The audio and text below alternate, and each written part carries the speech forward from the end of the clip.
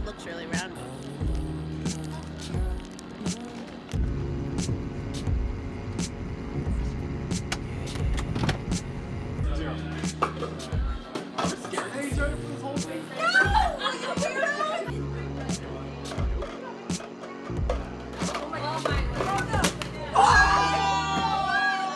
What? How did that even happen?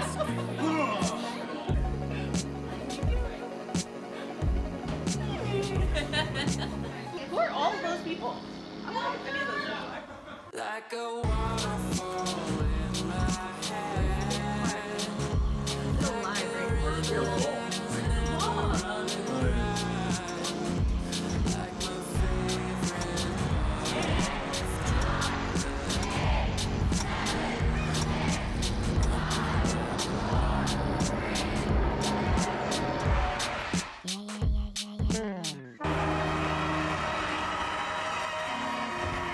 So something pretty awesome's happening today.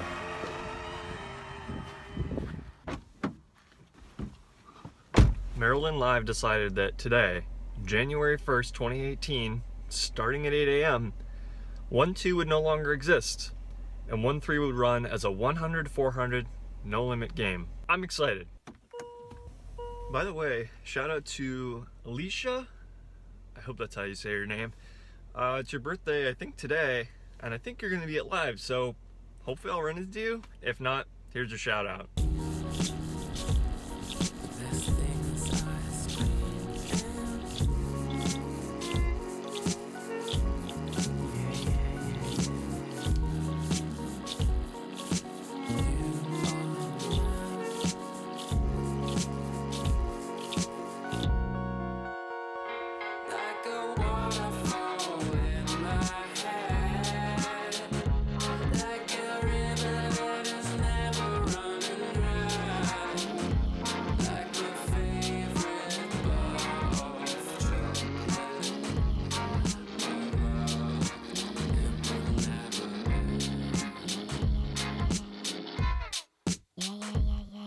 So why am I excited about the minimum game being changed to 1-3? A lot of it has to do with the minimum buy-in and the maximum buy-in of the smallest games. So I think that 1-2 used to be 100 to 300, which is still not bad.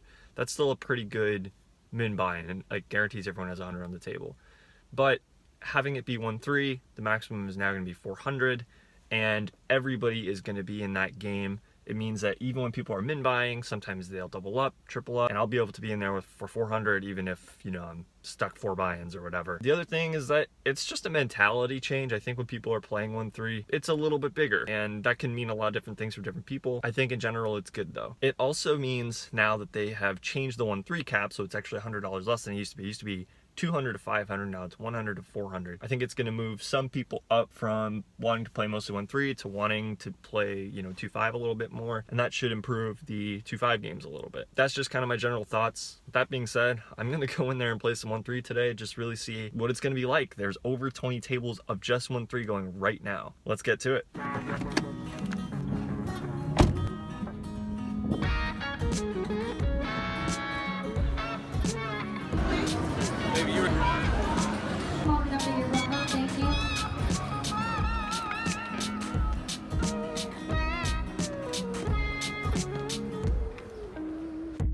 I started the first session of the new year at 1-3, basically wanting to see what the change is going to be all about, see how the dynamics might be different between the 1-3 as it existed when the 1-2 was also around and how it is now. So right away, I definitely felt like people were definitely shorter stacked. It makes sense since both the min and the max buy-in for the 1-3 were brought down, but the max buy-in as compared with 1-2 was higher. Overall, I saw a ton of weak play, which makes sense since they basically bumped everybody from the lowest limit up a level. And even though 1-3 isn't a lot bigger than 1-2, I definitely felt like there was some level of discomfort with the size of the game. So with that out of the way, let's get into some of the hands. In for the max, in for 400.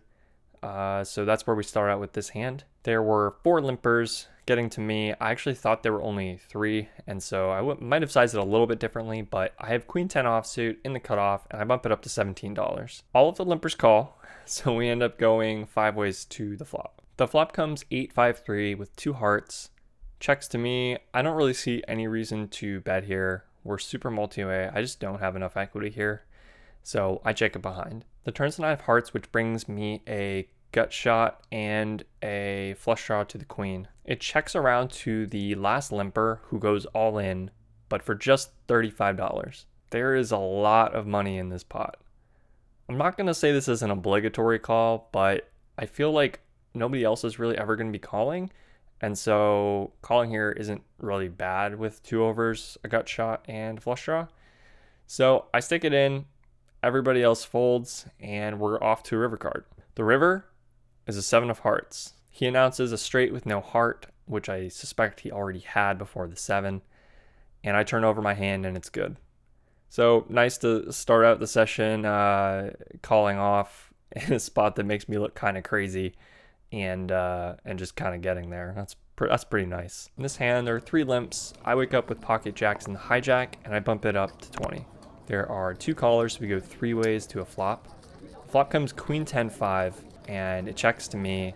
No real reason to bet here, so I check it back. The turns and I have diamonds, which gives me open-ended along with my underpair to the queen. There's 1 check and then a bet of 35. This is from the guy from the previous hand who I just stacked. I decided to make the call and the other player folds. The river's a 5 of diamonds and this player now bets 55. There's just no way my hand is ever good. I can't really justify what happened here. I did decide to call and I was pretty sure I was going to get shown the bad news. But with the flush draw missing, I just talked myself into it. Not only was my hand beaten, but I was pretty much stone dead, except to 3 cards to a chop. He had king jack of clubs. So he hit the straight on the turn, and I was drawing to a chop. Obviously didn't get there, and not gonna take this one down. Pretty unhappy with how I played that one. In this hand, I open with pocket queens to $15 in middle position. The big blind's the only caller, and we're going heads up to a flop. Flop top set on a 2-tone board, queen 9-7. This player is pretty loose, pretty passive. When he checks it to me, I think it's still pretty much an obligatory bet. Even though it feels like we kind of have the board crushed, there's a lot of draws that will put money in. And there's a lot of turn cards that could kill our action against like 9x and something like just a gut shot that might peel 1. So I put out a bet of 20 and he just pretty much insta folds. So no action here, unfortunately. In this hand, I open up ace 8 of clubs in early position to 15. Middle position calls and we go heads up to a flop. Flop ace jack 5 rainbow, no clubs. I bet 20 and he makes the call fairly quickly. The turn's the king of hearts, and when my kicker is just an 8, I don't feel super confident about having the best hand, so I decide to check.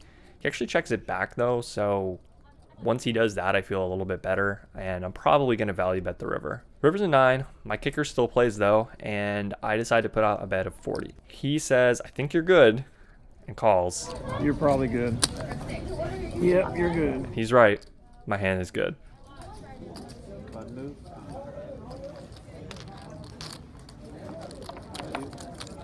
So the same guy from the King Jack versus Jack's hand opens in middle position for $12. I'm in the hijack with King Queen of diamonds and I make the call. The big blind, who is pretty tight, also calls, so we're going 3 ways to a flop. The flop's Queen 9-4 all spades. Kind of an awkward spot, but definitely planning to at least call 1 bet here and see what develops. The big blind, however, leads for 15 into the pre-flop raiser and middle position calls. Now, the big blind is the kind of player who, even at this bet size, I think is pretty strong. Something like ace queen, possibly a set, possibly a baby flush, something like that. But I just didn't feel like I could fold for 1 bet. I don't even know if I put him on any hands that I beat, but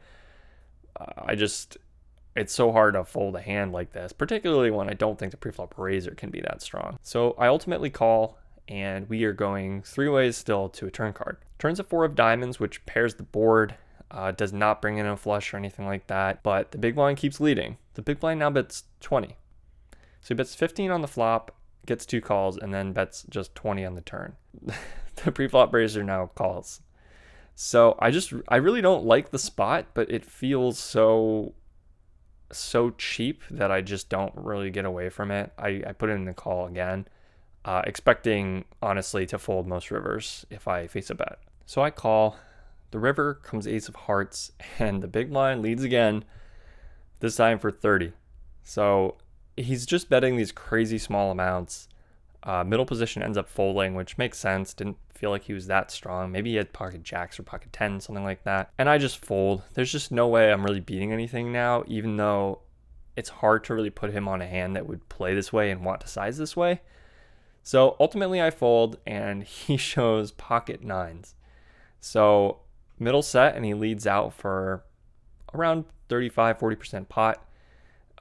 He gets 2 calls. The turn he boats up, and I guess he wanted to keep everybody in, so he bet really small compared to the pot. Got 2 calls, and kind of the same thing on the river. His hand's just so invulnerable.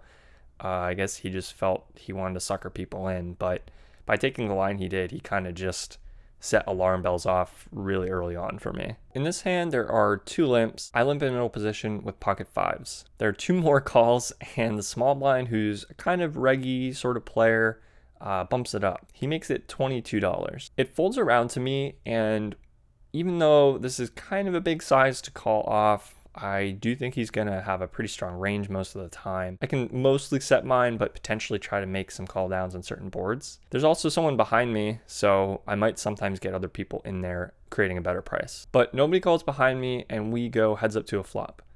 Flop's 9-6 deuce rainbow, and he pretty quickly bets 25. Considering that I expect him to have ace king a pretty solid amount of the time, I decide to peel 1 street at least, and just evaluate from there. So I make the call. The turn's a deuce of spades, which is the second spade on board, and he very quickly bets 55. It's a little bit hard to explain why I felt that he didn't actually have anything, but the fast pacing combined with sort of his demeanor and how he'd been betting previously, I just didn't feel like he had it this time. I don't normally make big plays based on mostly behavior, but I felt pretty confident, so I decided to call again. The river came out a jack, and he very quickly bet 125. I got the same feeling as before, and I also felt like the jack might be a card where he would at least stop and think if he had an overpair. A lot of times these 1-3 guys will go for 2 streets and then check call because they're not necessarily going super thin for value. Not that an overpair is really thin for value, but it's just a spot where a lot of people, at least consider checking, consider their sizing. So all of that and just kind of my gut feeling from before, I decided to make the call. He said good call, and I turned over my hand. He showed me ace queen offsuit, and my hand was good. I always hesitate to include hands like this in this vlog because I don't feel like they are representative of a thought process necessarily. It's just a lot of experience on the table, and sometimes occasionally that adds up to just being able to make this kind of weird call down. I certainly don't do it all the time, and if you watch more of my videos, you'll know that's not like a typical call for me, although I am willing to call down light if I think they don't have it. This spot was kind of different because he could seriously represent all overpairs, and I don't beat any of those. I really only beat a stone bluff. Subscribe if you haven't, hit the bell icon for notifications, leave a thumb up if you like this video, share this with your friends, and leave me a comment letting me know what you thought.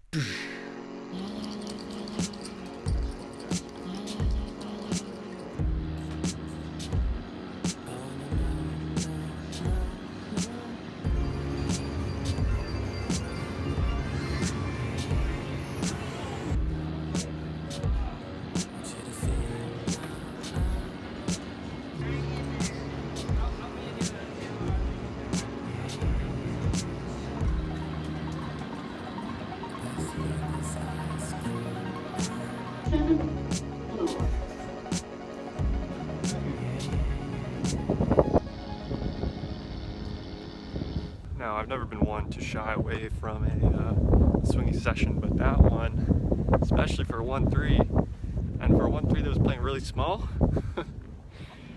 that was swingy. I wasn't expecting it to play so small, but in retrospect, it makes a lot of sense because people are just used to playing 1-2. It's mostly people who would only play 1-2 are in the game now. A little bit more on the passive side, not as much bluffing, but the stacks at least weren't super short. Some really good calls, some really bad calls, and some calls where I have no idea if they were correct or not. This was really the session of the call for me. In spite of some of those bad calls, fought back, battled back, made it up the difference in a few small steal spots that I didn't even talk about because, let's be honest, nobody cares when I win 20. But I fought back, and you might want to sit down for this. You might not be ready to hear just how crazy this comeback was. Are you ready? Are you sitting down? Probably already sitting down. I won. I won on the session, plus $8. I bet you're glad you were sitting down. Let's get the hell out of here. Let's go. Oh yeah, I almost forgot. Happy New Year. Like a waterfall